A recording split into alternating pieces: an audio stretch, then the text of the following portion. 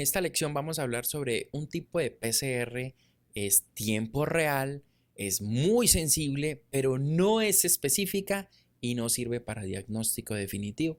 Entonces, ¿para qué sirve?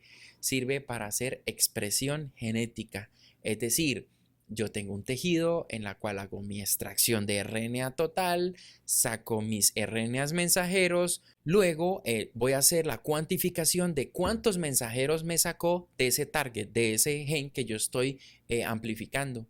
Para eso es que se utiliza el CyberGreen. ¿Cuál es el problema? Es que CyberGreen es muy inespecífico, es decir, como no se tira el gel de agarosa, no lo vemos, el peso molecular de ese fragmento no se ve en el gel de agarosa, se hace es por una visualización de unas gráficas que se llaman curvas melting, que las voy a explicar en un momento. Lo que yo quiero aclarar es que este tipo de tecnología es muy inespecífica y genera demasiados falsos positivos. Esto no se utiliza para diagnóstico definitivo.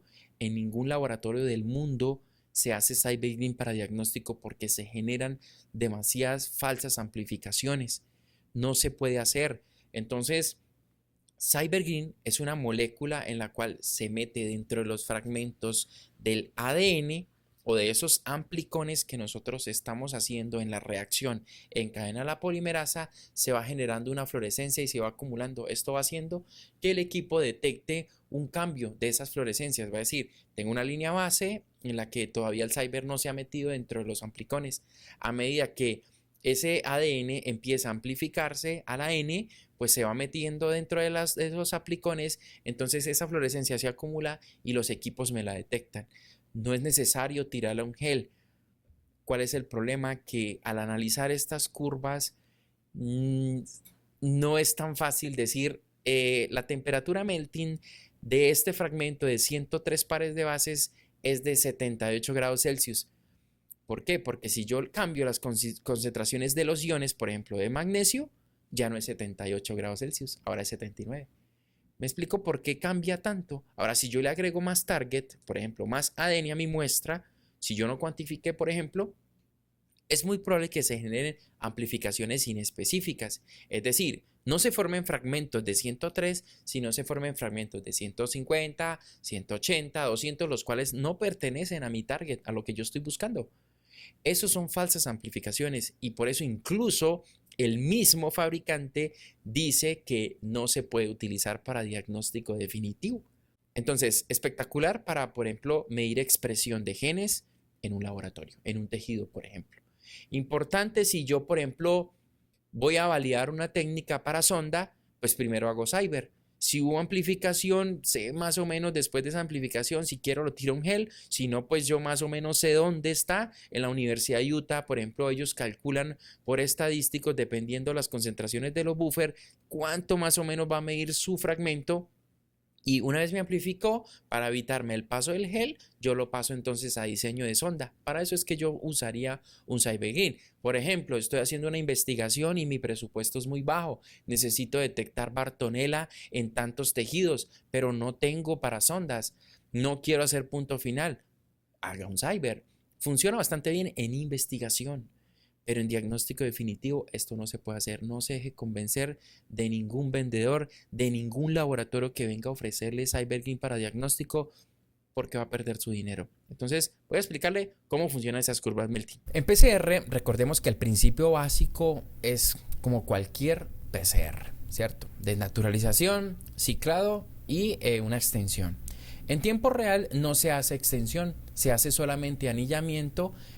No es que no se haga extensión, sí se hace, lo que pasa es que se junta la temperatura de anillamiento con la extensión final. Entonces todo sucede en un solo paso, anillamiento y extensión a la vez, desnaturalización, ciclado y luego viene, aquí es importante, luego de nosotros tener estos ciclados, viene unas ramplas. Estas ramplas se hacen con el fin de calcular la temperatura media a la que la mitad de los fragmentos formados por la PCR se le salió ese CyberGreen. Eso se llama una curva melting, en la cual colocamos la rampla. Por ejemplo, puede ser desde 60 o 70. Yo recomiendo que siempre se hagan 60 para mirar si hay dímeros de primers. hasta 95 grados Celsius, en la que totalmente las cadenas de los amplicones se separaron y se salió todo el Cyber Green. Por eso ahí ya no hay fluorescencia, porque ya se salió. Entonces, estas ramplas se hacen con incrementos de 0.5 grados Celsius y se va midiendo entonces la fluorescencia cada cierto tiempo, cada 2 segundos, cada 3 segundos, dependiendo yo cómo configure mi rampla. Entonces, esta es nuestra amplificación inicial en Cyber Green, es exactamente igual a la de sonda, pero no es sonda. Me explico, porque hay un componente en la cual está floreciendo. Pero yo no le puedo creer a esta curva porque cualquier amplificación me va a generar una curva. Es decir, si yo estoy amplificando un fragmento de 100, así se amplifique uno de 500 y uno de 200, él me va a generar una curva. Yo no la puedo interpretar. Sin embargo, pues aquí yo le voy a decir que tiene estas curvas de fluorescencia. Tenemos una línea threshold o una línea en la cual hay un punto de corte entre los pacientes que tienen fluorescencia, donde hubo amplificación, y los pacientes que no tuvieron amplificación. Esta línea se llama línea threshold.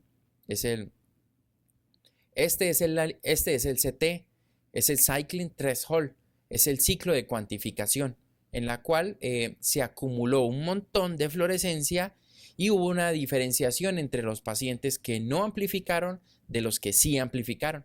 Esta es una línea base de la PCR. Esta es una fase exponencial de la PCR en la cual empezó la DNA polimerasa a anillar y empezó a sacar copias en reacción en cadena. Esto es una fase exponencial porque hubo un molde. Si no hay un molde, no hay fase exponencial. Y la fase no exponencial es una fase plateado, es una fase donde se agotan los productos de la PCR y ella hace esto. Como se acaba, pues ya no hay más fluorescencia, porque se acabaron los productos que hay ahí, se acabaron los desoxinucleótidos, se acabaron ya los sustratos, entonces la enzima va a decir, pero aquí ya no hay más nada que amplificar, porque ya se acabó mi sustrato, entonces ella hace esto. Es una línea en la cual hace un sigmoide, línea base, línea exponencial y luego la fase plateado. En el ciclo 40, pues ya se debería parar esa fase plateado y pasamos a la curva melting después de que termine el termociclador. Aquí en el ciclo 40 venimos entonces a hacer las curvas melting, las curvas de disociación de esos fragmentos que se generaron, porque recuerden, yo no le puedo creer a esta curva, le tengo que creer a esta curva. Entonces, tenemos aquí las temperaturas de disociación en la cual, como les digo, en la Universidad de Utah hay un software que calcula, dependiendo del buffer que yo le agregué a la PCR, pues me va a calcular en promedio, bueno, dependiendo también el número de pares de bases que tiene mi fragmento, me va a calcular cuánto más o menos me va a medir mi temperatura melting. Entonces, aquí tenemos unos productos específicos entre comillas. ¿Por qué? Aquí tenemos el control positivo, el control negativo que está aquí abajo y tenemos mi paciente. Fíjese que mi paciente está en 80 grados Celsius y el control positivo está en 82. Aquí se vuelve subjetiva la lectura. Desde mi punto de vista, esto es un paciente negativo. Pero otra persona va a decir, no, es que es positivo. ¿Me explico? Va a variar la interpretación de este resultado. Por eso es que no se utiliza como diagnóstico definitivo. Porque puede que sí, puede que no. Pero a ver, si yo le voy a cobrar a un propietario, no sé, $100 por una prueba de estas, yo no le puedo decir, es que puede que sí, puede que no. Yo se lo puedo decir, pero si yo voy a invertir en una prueba, a mí dígame si tiene o no tiene. Esto es diagnóstico definitivo. Pero yo no puedo utilizar Cyber Green para poder hacer diagnóstico definitivo porque entra la subjetividad. Lo que no pasa en PCR tiempo real, sondas de hidrólisis, que lo explicaremos más adelante. ¿Qué pasa? Aquí en las curvas melting, esto es la fantasía. La realidad es que esto está lleno de jorobas. Cada joroba es un fragmento que se amplifica. Hay laboratorios malos, en serio, que lo que hacen es cortar la gráfica desde acá en 76.1 y se la mandan a usted hasta la 89. Es decir, me está obviando todo esto inespecífico que amplificó acá. Eso se llama mentir. Porque en ese montón de jorobas que hay acá, yo tendría que repetir la prueba. Pero adivine qué, no me alcanza el dinero que ustedes pagan para poderla repetir. Entonces lo que hago yo es cortarla y subjetivo, no, es probable que sí sea. Eso no se hace. No se hace porque el propietario está pagando para que usted le diga, tiene o no tiene, amigo, es PCR. ¿Tiene o no tiene? Eso no se puede hacer. Eso se hace en investigación porque yo no le voy a hacer daño a nadie. Pero cuando yo estoy haciendo diagnósticos, yo estoy buscando una solución para podérsela dar al animal, decirle tiene o no tiene y administrarle un antibiótico, lo que sea. Estos dímeros de primers generalmente se forman porque recuerden que pues ellos pueden llegar a ser complementarios y por altas concentraciones de primers que se utilizan en la PCR, ellos se van a pegar entre sí. ¿Y qué pasa? Pues me va a generar una fluorescencia o un ruido. Esta PCR es sensible, pero no es específica. No funciona para diagnóstico definitivo. Nos vemos en la siguiente lección.